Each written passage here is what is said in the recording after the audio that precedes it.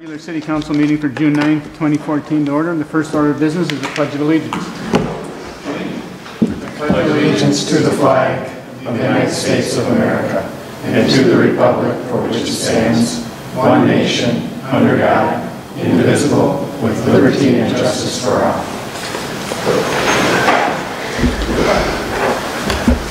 Next, we'll adopt the agenda. Don, I understand there's a change. Yeah, Mayor and members of the City Council, I would like to pull item 10A, which is a personnel policy update, and plan on getting back to the City Council once I've had the opportunity to meet with the Personnel Committee, which we hope to do in the next couple of weeks. Can we have a motion, please, to approve the amended agenda? I move we approve the amended agenda. All in favor? Aye. We've approved the amended agenda. The next item is the open forum. It's an opportunity for citizens to address the council on items not on the current agenda. Does anybody wish to address the council? Seeing none, we'll move, and I know we have a visitor's presentation tonight. Mayor and members of the City Council, tonight, annual presentation about the Lake Minnetonka Conservation District. So we have Greg Nybeck, the director, and Ann Heschler, who is our citizen representative to that organization, who will present their proposed 2015 budget. Thank you, Your Honor. Council members, Greg Nybeck, Executive Director of the Lake Minnetonka Conservation District. Ann Heschler is here, your representative. And this is a very informal presentation, so if I get long-winded, let me know to move on quicker. And if you got any questions, also please let me know. I'll try to address your questions. If you go to the next slide. The topics I just wanted to touch base on here was the budget process for the 2015, highlights of 2014 programs and activities, and then lastly go on to hit the high points of our budget here for 2015. Next slide. The budget process itself, the executive committee, which is our board officers, did meet on April 22nd and prepared the first draft of the budget. That budget then went to the board on May 14th. At that point, we got a preliminary approval to send it out for review and comments from the city. We did have a meeting last Thursday where city officials were allowed the opportunity to come in on an informal basis and go over the budget itself. On Wednesday, we have a preliminary approval planned, most likely because I got the budget out a little bit later here this year than I had in prior years. We'll probably do a conditional approval with the idea of bringing it back on the 25th of June. And then by statute, we are required to have it to the cities by July 1. Programs and activities, I'll run through these rather quickly. Qualified commercial marinas, a Lake Minnetonka voter safety ed program, and then lastly, something I understand you guys are having some issues with too, is iWater. Next slide. Qualified commercial marinas, as you know, there's a lot of commercial marinas on Lake Minnetonka. I don't believe any of them are in Victoria itself, but they're a big service to Lake Minnetonka and a big reason for the success of the lake. So last fall in September, just prior to us moving our office, we had a workshop where they had expressed some concerns about our code, and they wanted to have an opportunity to go through with our board some ideas of concepts to change. And what they did is in February they came back with proposed changes in writing, very detailed. And eventually what we did is we approved 3 changes through a long process. One is to allow their dock use areas. Dock use areas are basically the areas where they can put their docks and boats. And most of them go out to near 200 feet, but they wanted to have the ability to construct all the way out to 200 feet. Secondly is a number of them have to provide what we call public amenities for special density licenses. They were exempted from that because most of the marinas are already providing public amenities to the lake in itself. And then lastly, minor changes. They wanted to streamline that rather than having to go back through the board, going through public hearing processes. Parameters were set up where a lot of the applications could be processed by a person in my position. There are other commercial facilities on the lake that are also looking for us to make some potential changes. Yacht clubs, municipalities, a lot of municipal docks, as well as commercial transient, the restaurant type facilities. Those will be coming in the near future here too. Next slide. Voter safety ed program. This is a program actually, we've got a course actually scheduled for 2 weeks from today, but we did a pilot course on this here last November, had our first course on April 26th of this year, and really what's going on is Jay Soul from Alan Elmas is a committee member. We've been doing training with youth between the ages of 12 to 17, trying to get their parents or guardians to attend, to run them through the Minnesota Youth Operators Permit. It's an online course, and we did it last November, we did it in April, and it's an interactive course with breakout sessions where we're trying to get the kids more educated on boating, to get the permit, to get the dialogue, so when they do go out and boat on Lake Minnetonka, they have a chance to be more educated and more informed boaters. The one thing we've learned is the guardian participation is very important. As you know, there's probably a lot of people at the adult stage that probably also need to be educated on boating, so we've been encouraging that. So we have one planned 2 weeks from today, we have another one planned in the fall, so if you know of anybody that may have interest in this course in the future, we are full for 2 weeks. We've got about 22 kids signed up with about 5 or 6 adults signed up. One thing on that also, the costs are they're fully sponsored by Save the Lake, so the cost to do the online course, we are basically reimbursing them for that. If you go to the next slide, here's actually from the Minnetonka Community Room. That's the classroom participation up in the top left.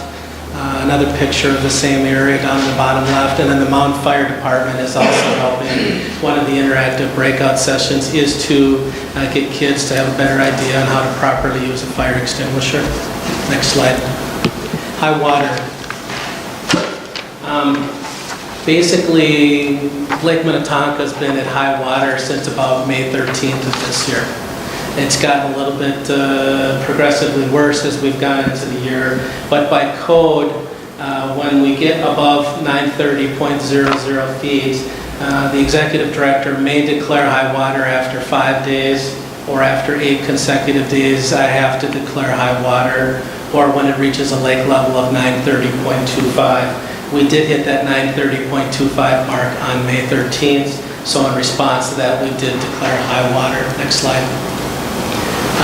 This is a map that's a little bit confusing, but basically what this map means is that the shaded red areas around the perimeter of the whole lake, that's a 600-foot buffer around the whole lake, and then there are certain bays which are referenced there on the right of that slide.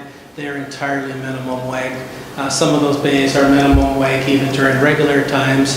Others, because of the 600-foot buffer, there's not much left of the bay. They've been deemed to be entirely minimum wake. So we were working with that as the high water that was in effect. But a couple weeks ago with the rain we had on not last Saturday, but the Saturday before, everything changed based on that. On the next slide. Here are the lake levels, and as I said, you see that one spike there where we went from the Friday of 930.21, we went all the way up to 930.65, I believe I'm not reading that. So it went up about 4.5 to 5 inches in about 48 hours on Lake Minnetonka. It's generally maintained the same, fluctuated a little bit, but we're at historic levels. Prior to that, the historic level was in 2002 was 930.52, so we went up over by about 1.5 inches, and we've been maintaining that number.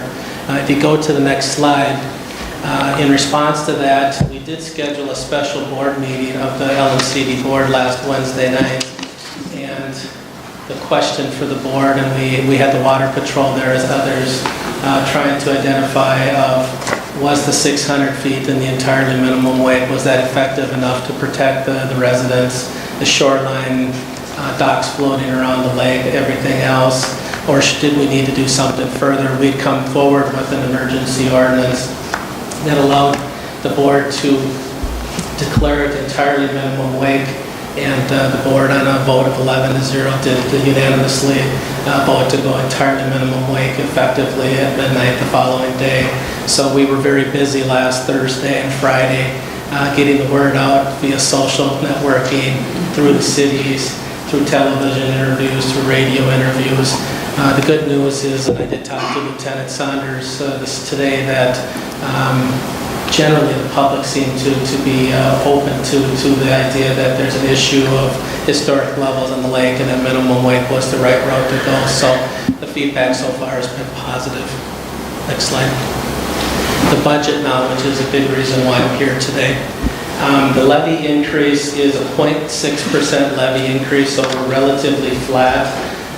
The levy for this year is $342,000 plus change, compared to a $340,000 number a year ago. Expenditure-wise, we do have a 1.1% decrease, 582 versus 588 a year ago, in the current year actually. Personnel services, there is a 2% increase proposed in that, up from 249 up to 254. The one thing to point out in that is contingency. There is a line item in our contingency where the board, and we have a personnel committee, which are the board officers, they do the evaluations of the full-time and staff members, and there is up to a 3% line item included in that for compensation adjustments. Everything there, of course, would be done based on performance and how everybody performs during the year. I did put a salary survey in with the budget stuff on all the cities around the lake.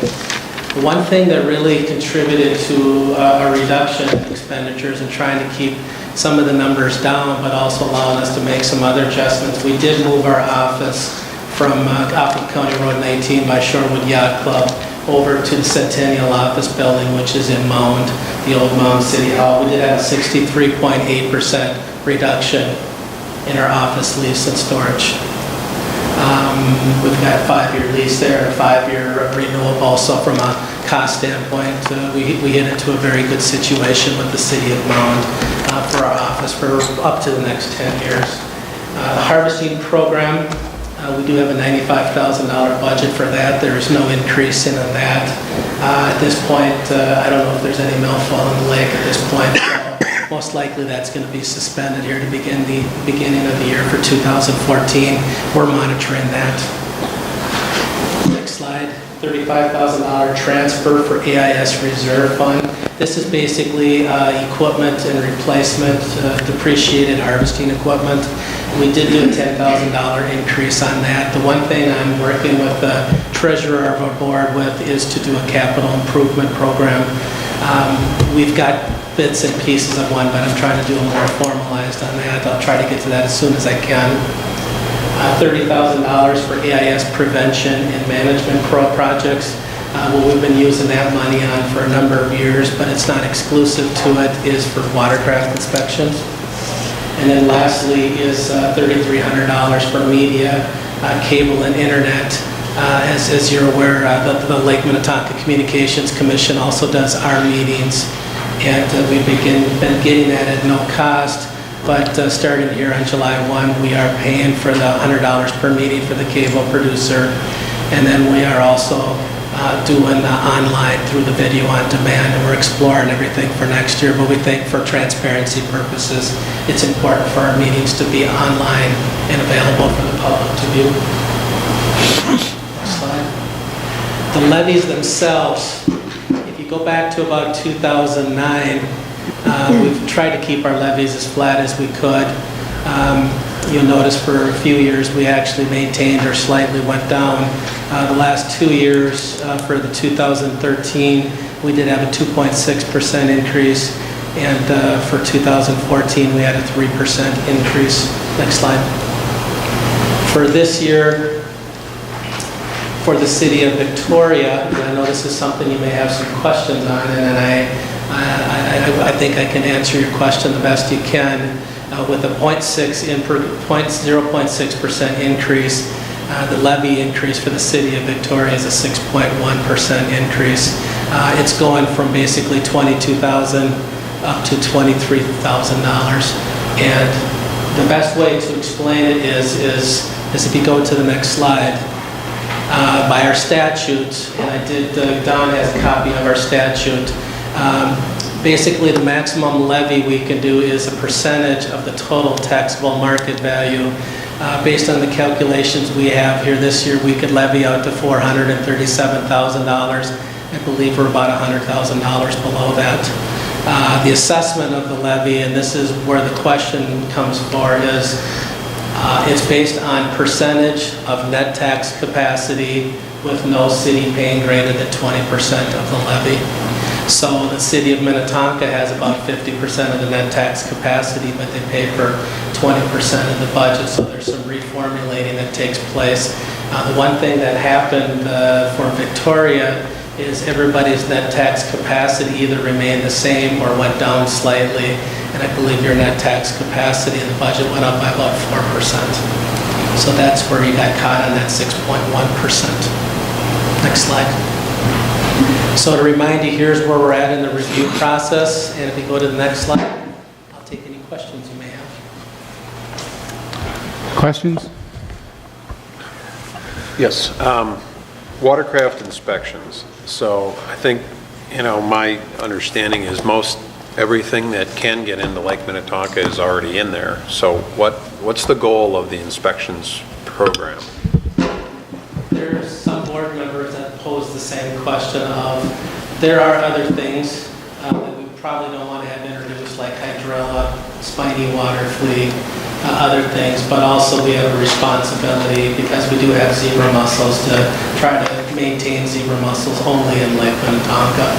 So we do both incoming watercraft inspections as well as outgoing watercraft inspections. Should the council feel that that's something something you'd like to have reconsidered and communicate that, so I will take that back to the board. And I guess to continue on that point, a few years ago there was a chemical treatment pilot program, and it treated, I think it was maybe 3 or 4 bays, some small number. And my impression from reading the report was that it was pretty successful in those bays, yet it was discontinued.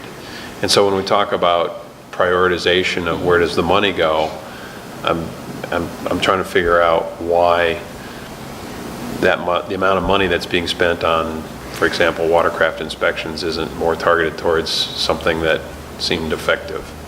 Well, a year ago, on the comprehensive, we did remember a year ago when we came to the council here, we did come in with 2 budgets, option 1 and option 2, of whether or not you would support money being allocated for a whole bay or large-scale herbicide treatments. The council, I believe, you did give the direction to your board member to support it, but it did not approve on a split vote a year ago. The program itself is still going forward. It's just not being funded on an operational basis through the LMCD. So I'm sorry, what does that It's not mean? being funded on an operational basis through the LMCD. So there are probably up to 8 bays being treated for whole bay or large-scale herbicide treatments by the Lake Minnetonka Association and then by some of the municipalities individually on a case-by-case basis around the lake. Do you know what was the rationale for discontinuing the portion of it that was funded on an operational basis previously? I can tell you the pilot part of it from a board member standpoint. Maybe Ann can speak to that a little bit better. But I can tell you that the commitment we made prior to 2008, and the pilot project was 5 years, 3 bays from 2008 through 2012, we did contribute on an annual basis. At that point, we did not go beyond 2012 on an operational basis, and that's kind of where the LMA and others are trying to take the program on an operational basis. And there was 2 different philosophies on the board about that. So, well, and I just wanted to add, just real briefly, that the chemical treatments were never thought of as something that could treat the entire lake. The studies, as far as I was aware, kind of prioritized what bays were good candidates for it and kind of listed those. So we still always will need a combination of treatments. We'll still need to harvest or find some other way to treat those bays that are too open and the chemical treatment isn't effective. So we somehow need to have a balance of treatment options. Thank you, I appreciate that. Others? Greg, thank you for coming. thank you. By the way, just so everyone knows, this budget, we don't have the ability or the power to veto the budget. The cities do You don't not. have the power to veto it, pass it back to your board representative. Right. By statute, you do have the ability to object to it and to request that a public hearing be held. So that is in the statute where you have the ability to do that. It's been a number of years since the city has done that, but if you object to some form of the part of the budget, we will schedule a public. Well, I think part of it is, we're all anxious about organizations that can tax us where we don't have the effective control over it, but your track record over maintaining relatively constant levies, at least we give you credit for that. And I do think most honest observers would suggest you do good work, and it's needed, so. I guess my final comment is a little bit to that point is that, I particularly appreciated, taking $63,000 out of office expense and putting it into actual programs. We like to see the money going to the cause rather than the overhead. So, and I think even though we're seeing the large percentage increase compared to the other municipalities, it seems to me like it's the right priority. Thank you. Yeah, I sure don't want to get into a debate, certainly not tonight, about is the percent of net taxable value, is that the right formula to allocate expenses, but that's for another. There's other cities on the lake. Another one is Minnetonka, is they have a small percentage of the lakeshore frontage, and they pay big percentages too. So it seems like if you readjust the formula for one city, then another city gets caught on it. So I think the feedback we've always said is if the 14 cities could come together and everybody could agree on a different funding formula, I think we'd be willing to take it back to the legislature. And of course, we're not going to try to start that tonight. So, Okay. Any other questions, comments? Again, thank you for coming. thank you, appreciate it. Next item on the agenda is the consent agenda, where we approve a series of issues with one motion. Does anybody want to remove anything from the consent agenda? Can I have a motion, please, to approve the consent agenda? I move that we approve the consent agenda as presented. All in favor? Aye. You approve the consent agenda. Moving to item 6 on the agenda, the amended agenda is the finance. The approval of the claims roster in the amount of $277,129.73. So moved. Is there a second? Second. All in favor? Aye. We've approved the claims roster. Next, the approval of the audited financial reports for the year ended December 31st, 2013. Don? Mayor and members of the City Council, tonight Andy Berg, our auditor from Abdo, Eck & Myers, is going to give a presentation on our 2013 financial statements. All right, thank you, Don. We did go over the management letter and financial statements in a finance committee meeting in May, so I'll just cover the financial highlights tonight. Feel free to ask any questions, or if you do have any questions on the actual financial statements, I'd be happy to take those too. The end result of our audit is that we issued an opinion on your financial statements. We issued a modified opinion, or clean opinion.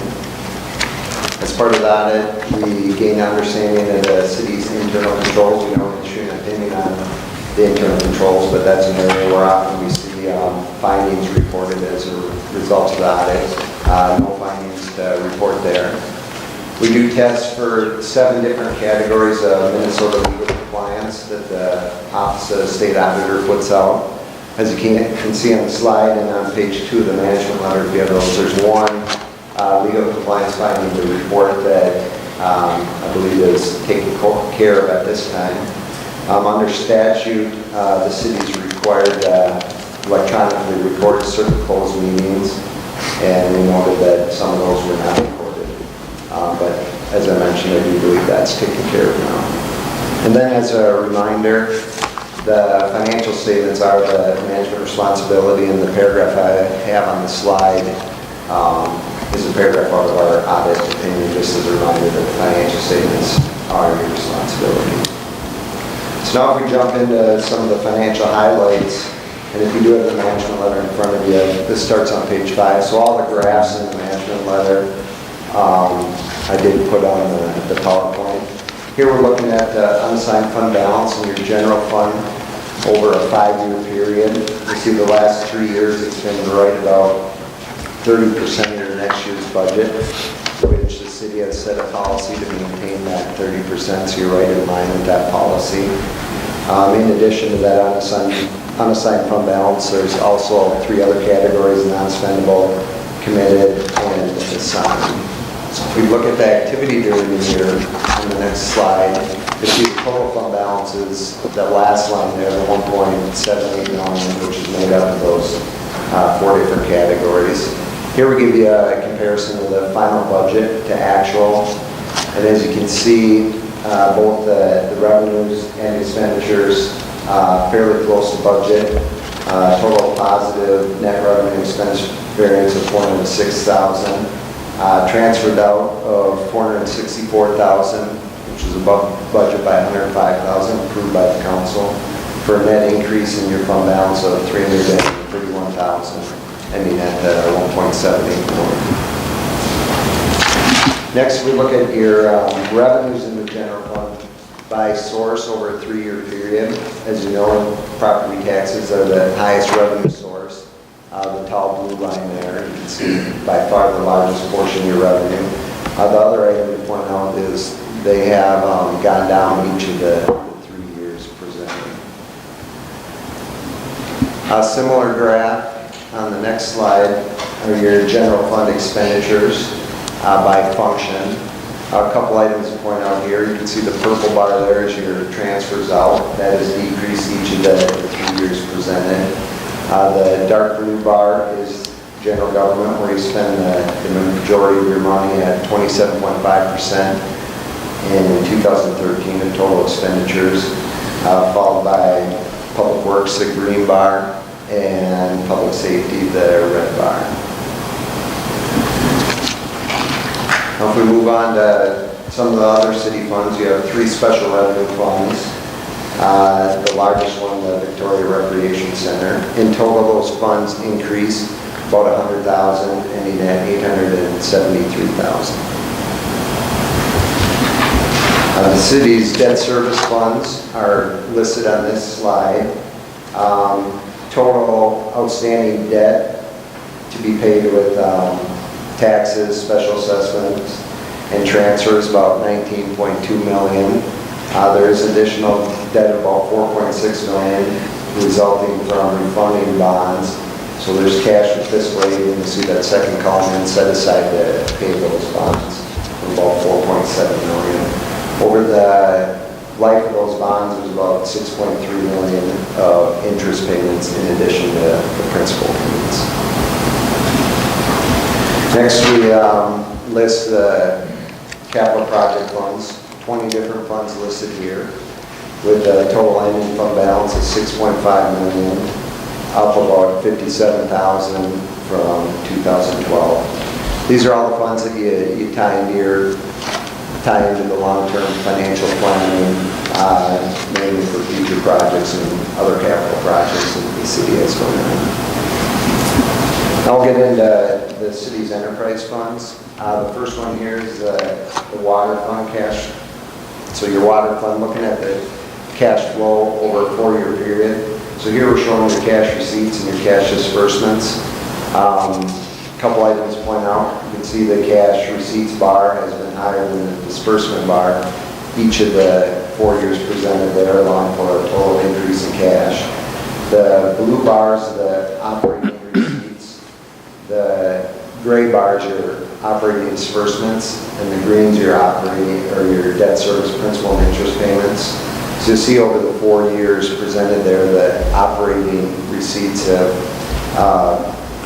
covered the majority of the principal and interest payments along with your operating disbursements, with the orange covering the remaining, which is mainly connections, interfund, and interest.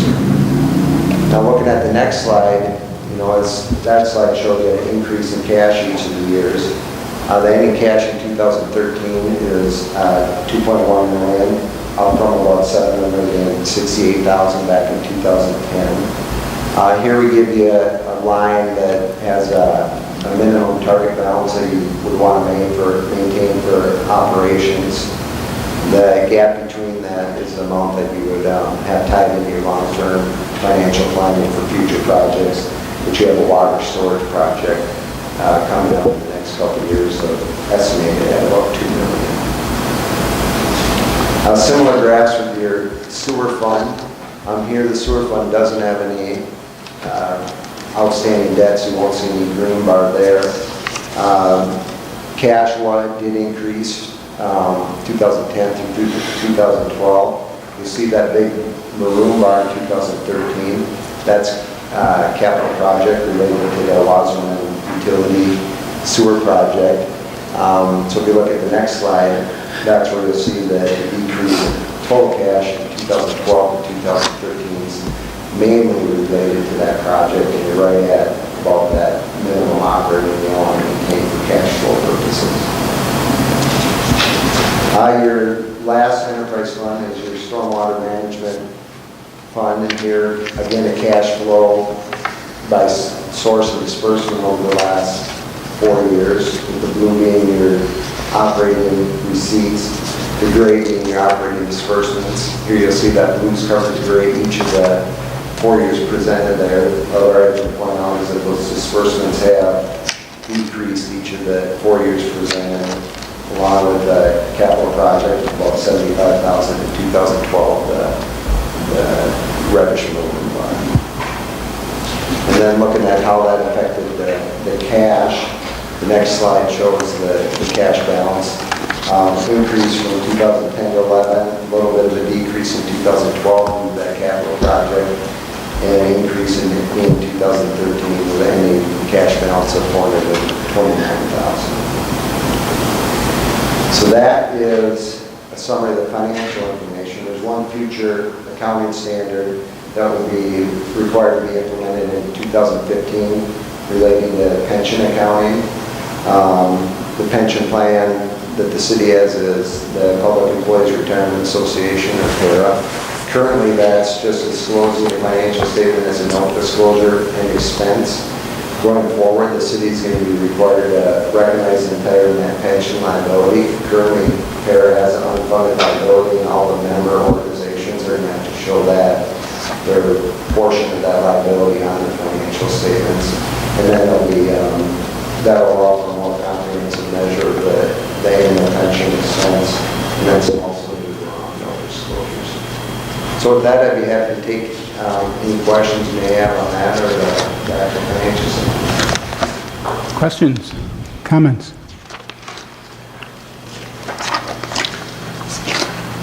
Let me just for the record go to, it's page 7 in our material, and it's the financial depiction of the general fund revenue, listing taxes, licenses, permits by category.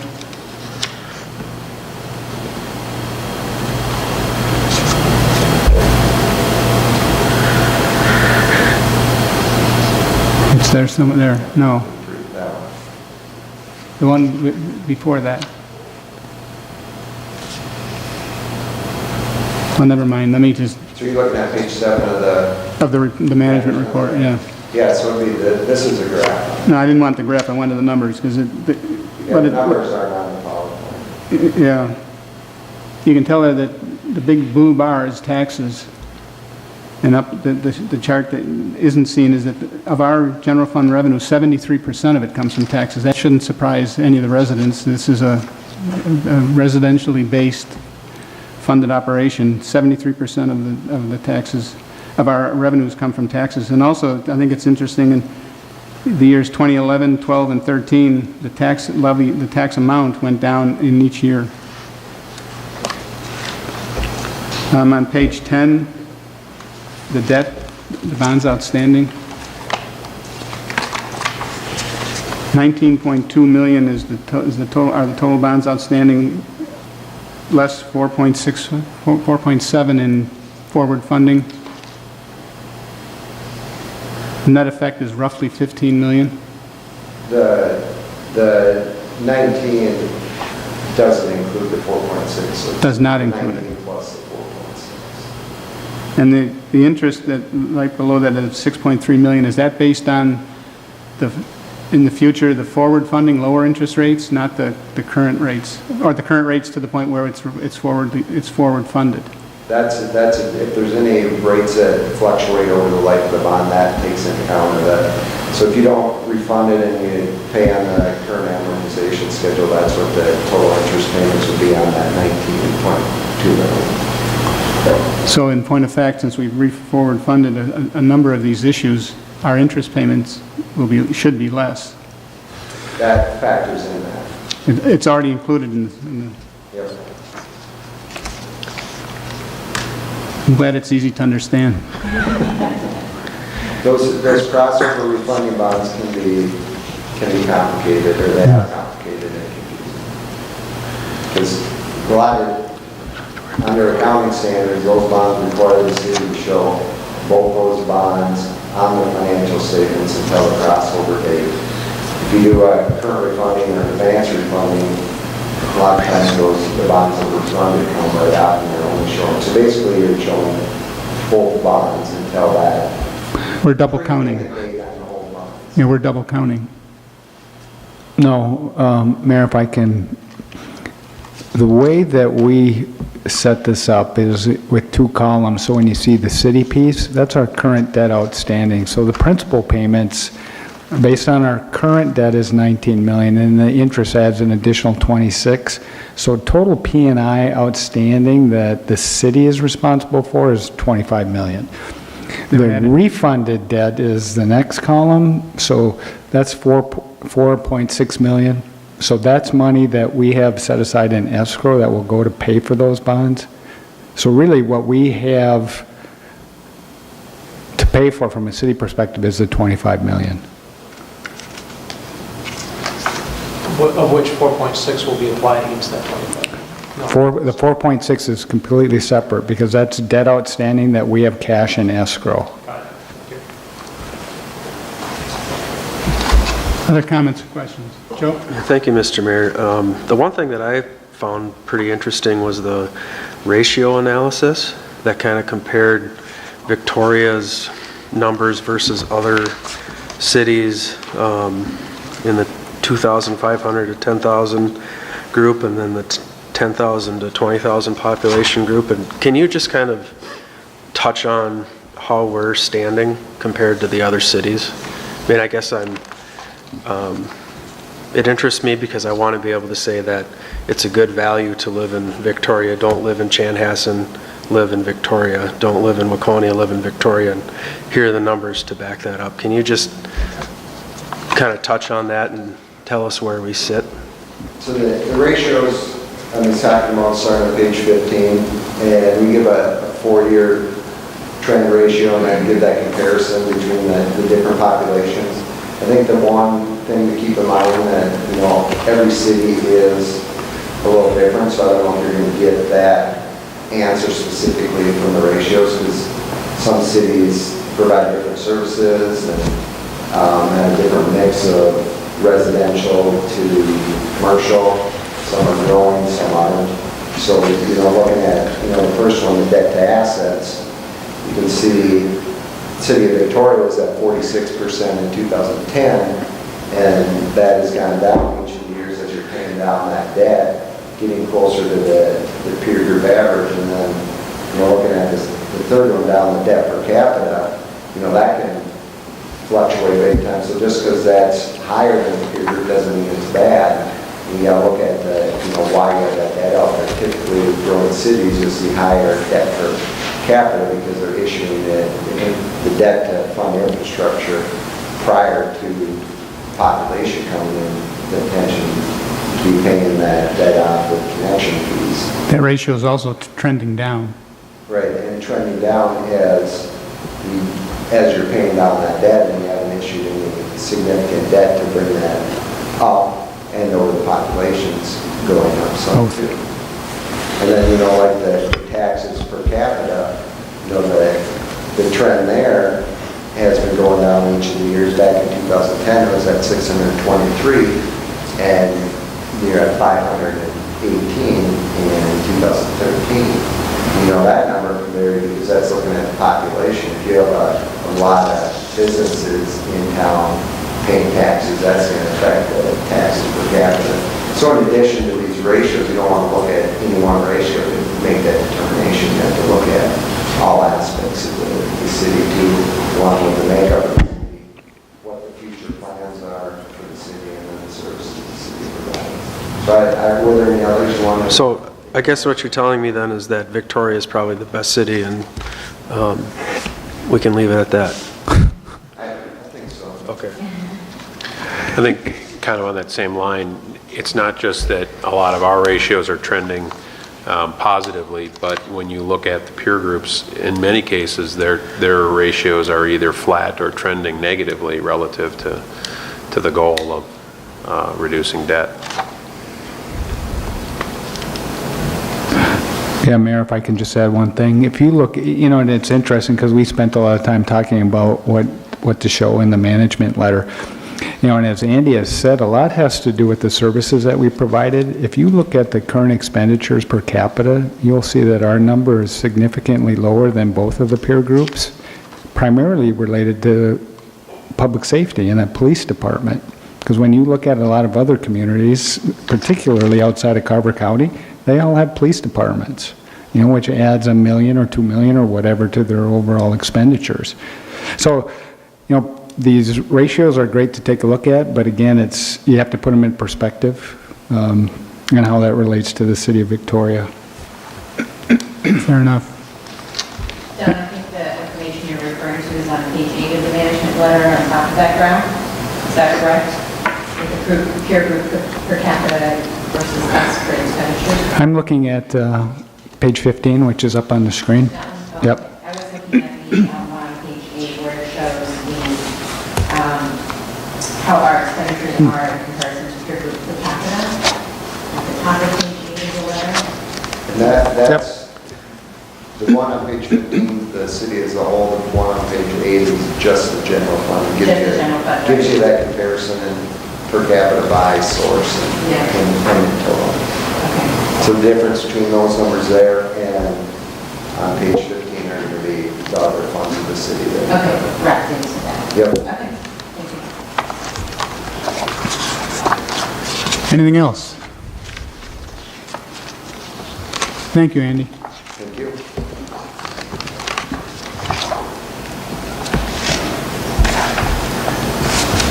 We've wrapped up 2013. How about 2015?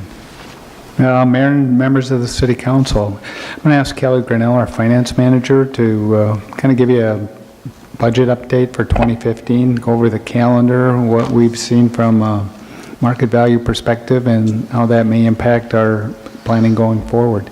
And once she's done, I'll just add a couple of comments at the end. Good evening, Mayor and Council.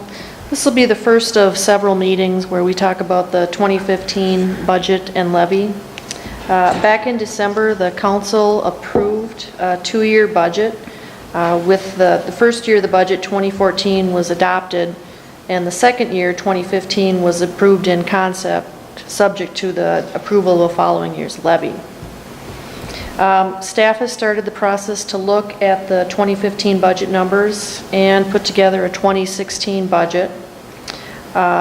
We do have a variety of issues to consider as things have changed since December. One of those big items is the discontinuation of the Minnetrista building inspections contract. And then we're also trying to put together our operating expenses for the new facilities and get some firmer numbers for those. Overall, our goal is to maintain the levy amount that was proposed. However, it is possible we may look at an increase. The 2015 debt service levy that we're looking at does include a levy for the new City Hall debt that we're looking at.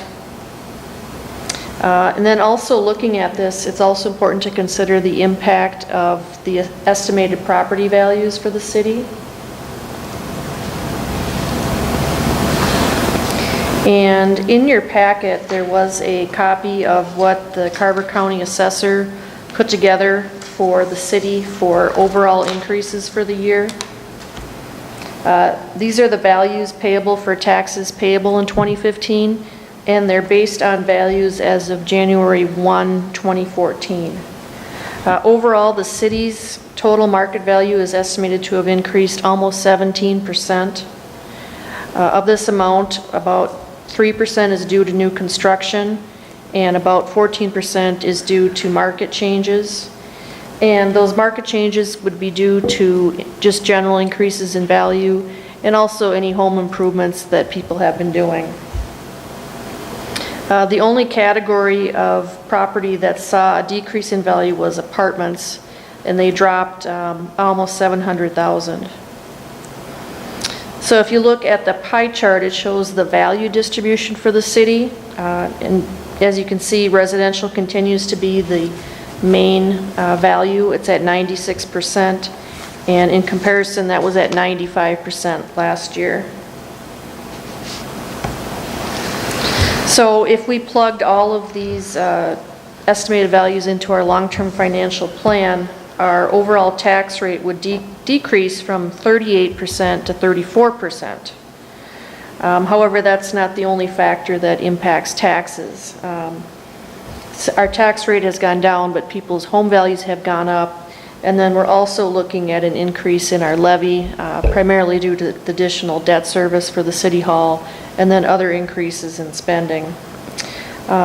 What we're projecting right now is that the median valued homeowner, and that would be a home valued at $350,100 for this year, their taxes would go from $1,127 this year to $1,172. $45. I think so. The increase is Yep. 45. Trying to do the math in my head quick.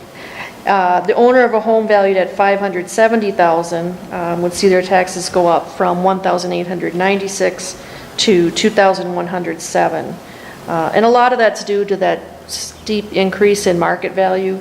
That home that we're projecting a value of $570,000 for 2015 had a projected value of $500,000 for this year.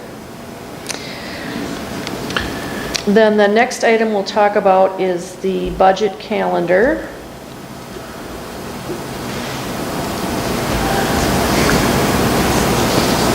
I'm sorry, Kelly, question on a previous subject. Are you assuming a 34% rate in those numbers, or? Yes. Yeah, that's assuming that everything we have in place right now stands. Yep.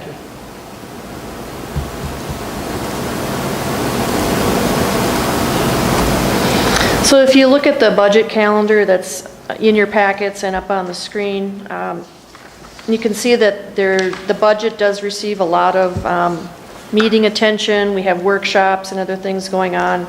The Finance Committee will be looking at our budgets on a monthly basis, and we're looking at the general fund, the rec center, and the utility funds. We've also got a couple of key dates in here.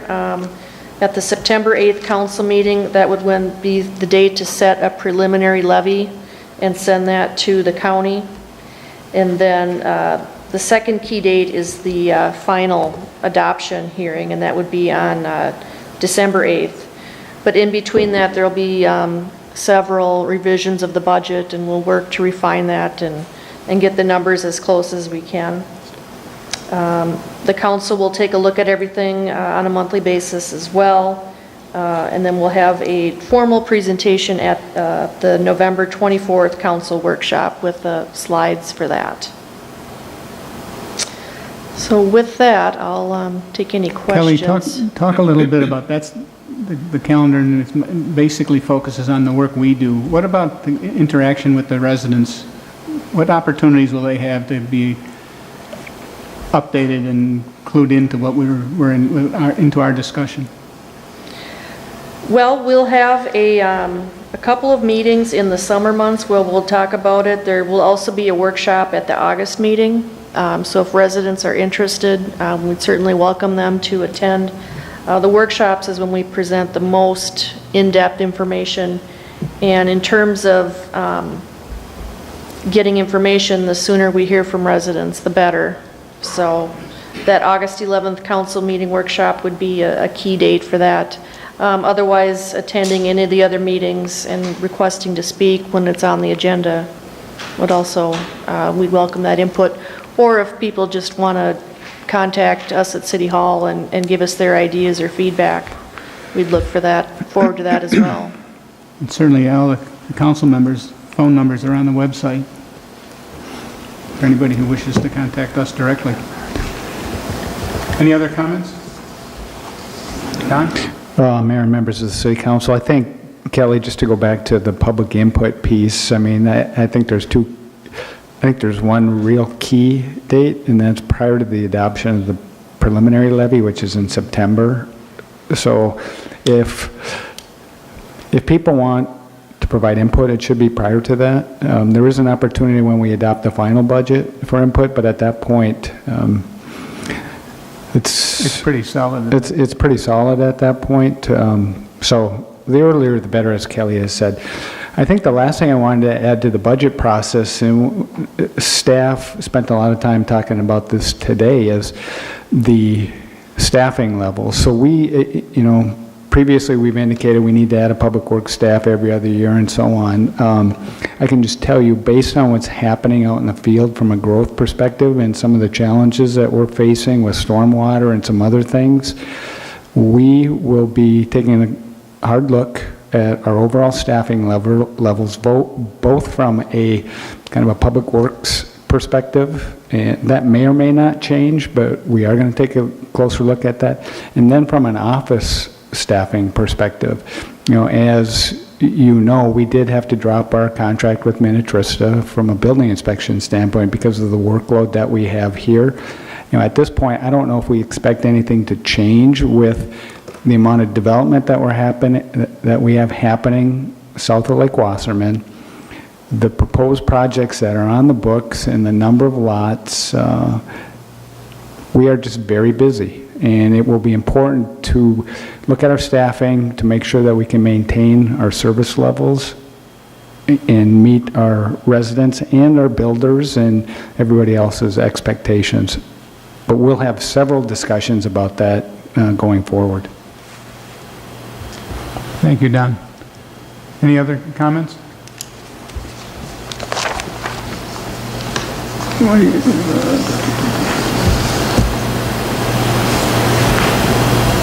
You're looking for input tonight is all, correct?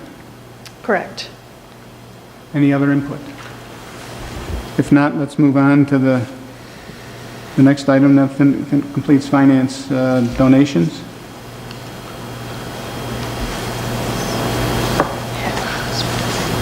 Move. We accept donations, two donations, one from Quick Trip in the amount of $150 for T-ball sponsorship, one from Marsh Lake Hunting Preserve for $100 for the fire department, and we thank them very much. Is there a second? Second. All in favor? Aye. Thank you for those donations. There is no public hearing tonight. We have unfinished business, the Rhapsody North Second Edition, final plat. Mayor and Council, our Community Development Director, Holly Kreft, will give a brief presentation on the project. Thank you, Mayor and Council. This is the second edition final plat for Rhapsody North.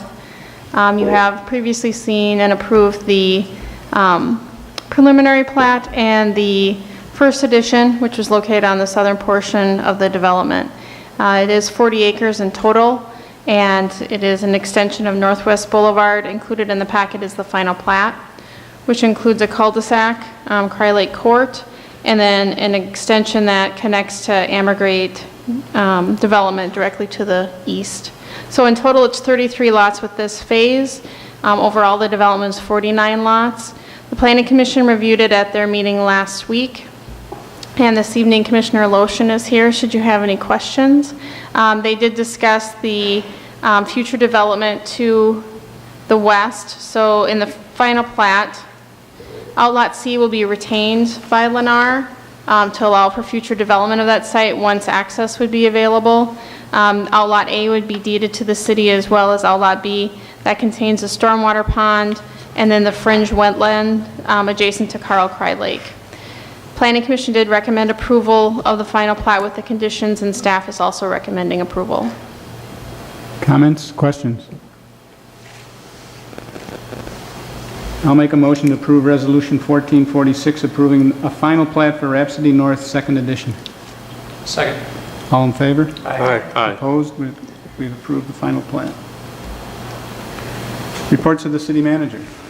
Mayor and council, the only thing I want to say tonight is this is the first week for the Classic Car Night, which is Wednesday night, starting at 5 o'clock. This has been going on for several years, and it's well attended, so I would encourage people to come out every other Wednesday night to come downtown and see classic cars, and this week is the first one.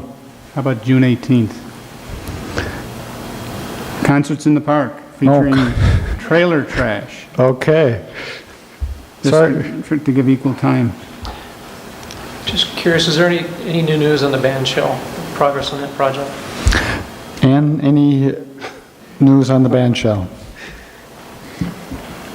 Good evening, Mayor and City Council. The last communication that I had with the donors and people that are involved with the design and construction estimates, because of the soils that are located on the proposed site and the cost for excavation and/or the installation of pillars is coming out rather high. So I have a meeting actually tomorrow with the group that we are going to discuss options on how to proceed from here. So.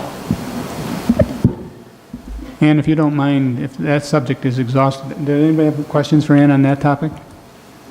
While you're there, you might just talk about the rest of your last week was like, particularly up in the Lake Zumbro area, just off of Route 7. Certainly, early last week, some of the Zumbro residents started contacting the city with rather high water in Lake Zumbro. On Tuesday, the Public Works Department kind of took a look at what the situation was, and between Public Works and the Fire Department, and there was also about 15 to 20 residents that filled sandbags Tuesday evening and placed them around 4 of the lower laying houses on the lake because water had started creeping up. I know that there is one house actually that is lower than the lake, but does have a little berm of protection. So we've been kind of monitoring that over the past week. I have been in contact with Three Rivers Park District because they're the primary landowner in that area. It's kind of a large wetland complex with about 4 different lakes that all have rather high water in them. So they're all tied together. So we are working with Three Rivers. I've been in contact with the Minnehaha Creek Watershed District. I also have calls into the DNR, have been trying to coordinate a meeting of all those agencies with the property owners and the Lake Association on Zumbro. This morning, Public Works did take a look at the lake levels. They appear to be the same as what they were late last week, but we have extended the offer to sand and sandbags if they so request it, and so we're kind of on standby with that. So we're running kind of on a dual track, so that is what I know today. Yeah, you had to see it was Tuesday night, wasn't it? Correct, that's when we sandbagged.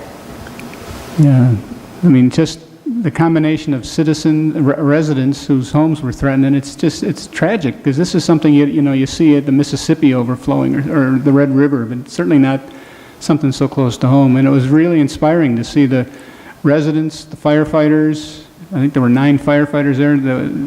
Certainly members of your staff all pitching in the middle of the rain and slopped. I never saw more water, and you see the water levels rising up to the first floor of the one house in particular. I mean, it breaks your heart to see how. And we better not get any more rain for a while. But thanks to you and the firefighters and to the residents for keeping their sense of humor and for a job so far well done. Now we got to figure out what's the longer term solution. Maybe not quite so easy as filling a sandbag. Correct. So, thank you, Ann. Any other report, Dan? No. Reports of council? I just have a quick question on the On the agenda statement for the audited financial reports, I don't know if we actually approved that, and it says here to approve that through a motion. I just want to make sure that we're not missing anything by not doing that. Mayor, Did we miss that? I don't remember if we did or not. So I just want to check if we legally have to do it, that we're going to do it. yeah, Mayor and Council, I'm not aware of a legal requirement to accept. I mean, essentially what we did is we presented the audit in accordance with the required standards. So I don't know if you necessarily need to approve I'm it. just The wanted to staff check. recommendation does say approve the comprehensive annual financial report, management report, and other required reports. Just to be clear, I'll make that motion. Second. All in favor? Aye. We've approved the comprehensive annual financial report, management report, and other required reports. Thank you, Joe, for pointing that out. Now the council will go into closed session to discuss the potential sale of 13.5 acres of property owned by the city and located on the northeast corner of Victoria Drive and State Highway 5, Arboretum Boulevard. Property ID number is 650-144-500. So, Now, it's going to get a little complicated here because where we would normally adjourn to, we can't get in there because of the problems with the what? We have two offices walled off and there's those two people occupied those offices are now residing in the conference room, so we have no place to go. So we're going to ask you, as the Irish say, have you no homes to go to the residents, please. And we'll conduct a closed session here.